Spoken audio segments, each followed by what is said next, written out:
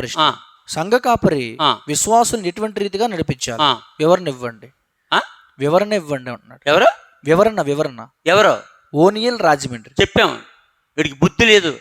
ఈ ఓనియల్ దాని రాజమండ్రికి బుద్ధి లేదు. చెప్పాము, బుద్ధి లేదు. మత్తయి సువార్త నుండి ప్రకటన వరకు స్పష్టంగా రాసింది ఎలాగా నడిపించాలో.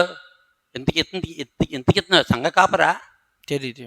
సంఘ కాపర ఉండి ఎలా నడిపించి తెలియకపోతే ఆడు సంఘ కాపర అవుతాడు అంటే ఎలా నడిపించాలి? వాక్యానుసారం నడిపించాలి.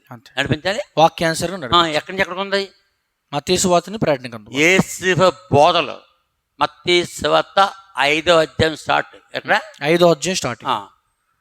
యోహాను సువార్త వరకు, అపోస్తుల కార్యం నుండి ప్రకటన గ్రంథం వరకు ఎలా నడిపించాలో వాక్యాలు ఉంది.